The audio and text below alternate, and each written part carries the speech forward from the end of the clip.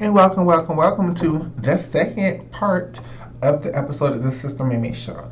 This episode, I want to give a shout out to my sisters, some of my favorite podcasters, my blogging sisters, and this whole generation of trans bloggers and trans activists and stuff. These are two people I really enjoy.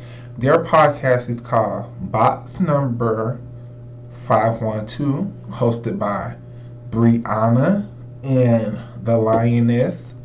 You can check them out on Apple Podcasts. They have a YouTube channel, Box Number 512. They have Facebook pages. They have Instagram pages. Go check these girls out. They have a wonderful podcast, way more professional than we have over here at the Sister Maemae show. But that's what y'all love at the Sister Maemae show. We kind of a little bit unorthodox. We kind of a little bit in the gutter, but in a classy way with it. Now, they did a part two to one of their more popular episodes on their show. It was called Trans Women Are the Default, right? And it was their second part. And it was of how, like, a lot of trans attractive men, trans women are the default, right? And so, this isn't a response to their first podcast. This is a response to their second podcast that they just uploaded Friday. So you can go ahead and check that out. I think this is their second episode of their second season. And are trans women the default? Now, they talked about a wide range of topics, and we just don't have that kind of time because I am still at work or energy to talk about all of those things. But what we will talk about is a small snippet of the entire episode, which is about the way trans women and trans attractive men or trans amorous men interact in these groups on Facebook and on social media, right? And I think this is very important because I don't want to use myself as an example. I'm not trying to toot my own horn. I'm not trying to gloat. I'm not trying to do none of that.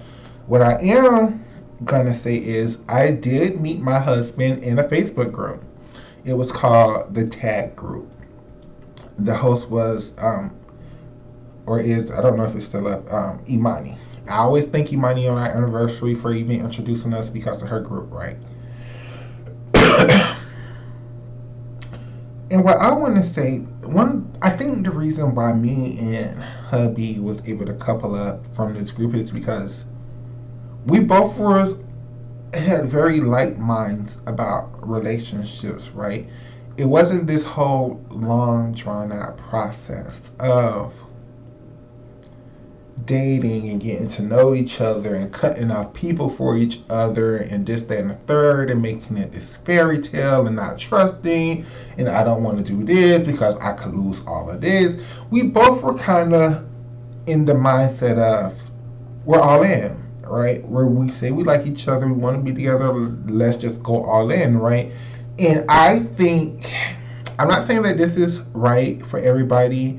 I'm not saying this is going to work for everybody. And I'm definitely not saying that this is the smartest strategy if you're the type of person who don't like getting your feelings hurt. Because this strategy is a strategy that could possibly get your feelings hurt a lot. But I think this is the only way to truly form relationships with people to build a future. And I think that's one of these things that these Facebook groups are kind of like eliminating from the scene. It's always another option. It's always, if this person doesn't do this the way I particularly, not big things, not if the person is cheating on you or beating on you or lying to you or stealing from you or this, that, and the third, but it's more little minute things of, oh, this person didn't like my comment under, so they obviously isn't about me because, and it's just these whole microaggression things that in the long run, when it comes to relationships, aren't very important. That people, now I'm not going to say break up with, but it just causes people not to even enter into relationships in the first place.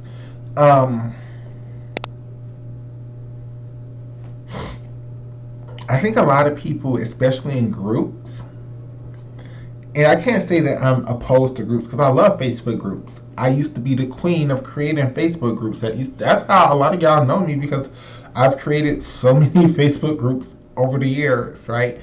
But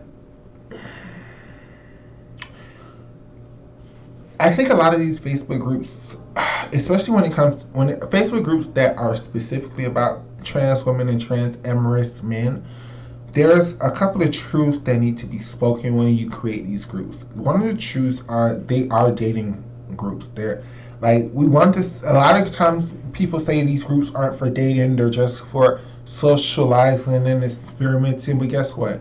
People are going to date, people are going to create relationships, and that's going to affect the dynamic, affect the energies in the groups. So I think if people created these groups with that in mind, that yes, people are going to date or meet each other, and that's part of the dynamic of the group, and incorporated that into the description or the overall goal of the group in the first place, I think that would create a lot less drama. Part two is something else they said in the podcast I want to touch, is that a lot of the time trans amorous men choose to ignore the pain of being trans. And I think that's very true. A lot of the times trans amorous men choose to ignore, choose to overlook, choose to make light of the fact that as a trans person, there's just a lot of pain innate that goes with being trans, right? And I don't think a lot of these men are mentally equipped, have the capability, have the weapons, have the tools, have the knowledge, have the power to deal with the true trauma of being trans. And I think a lot of the time, this is just my opinion, sisters and brothers, that a lot of the time the men think that the better the woman looks, the less likely she is to have the same trauma, because she clearly has overcome that trauma. That's why she's able to look the way that she is. When a lot of the times the men don't understand that the more the girl looks passable, the more she has to have done to herself to get to that stage. And all of that is just trauma. Even if it's not sexual trauma, even if it's not emotional trauma, it's trauma of,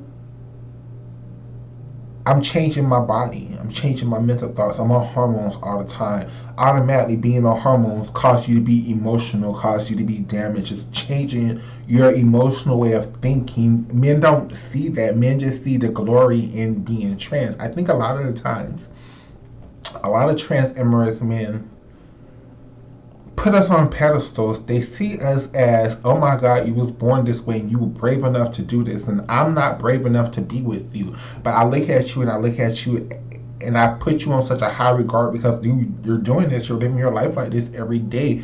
You're putting this on Front Street. Every people who are important to you know, and I'm just not brave enough to come to that.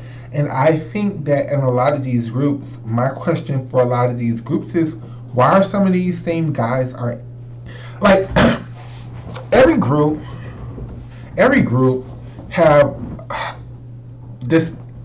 I'm not gonna say the exact same people in every group, but there are, let's keep it real. There are a lot of the same people in these groups, right?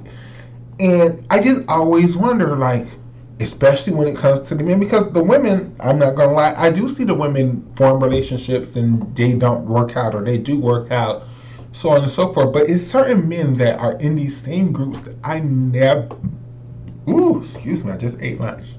I never see them involved in relationships with anybody.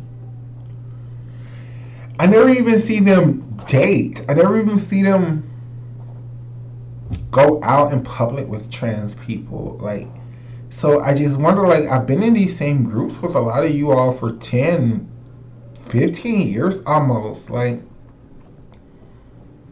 so what's your point? Like, that's just something else that, like, I think a lot of the times we see some of these guys and they don't date, right? So we see them as safe, right? They're not playing with the girls' feelings, they're not being emotional damaging, they're not on the DL, so on and so forth. But we don't realize that a lot of these men are DL, and they use Facebook as their way of being on the DL. They use these groups as a way of being on the DL because what they say and what they do in these groups are not who they are in real life. They're just not, and that's something that we as the girls need to take accountability for. In part 3, we will continue this conversation.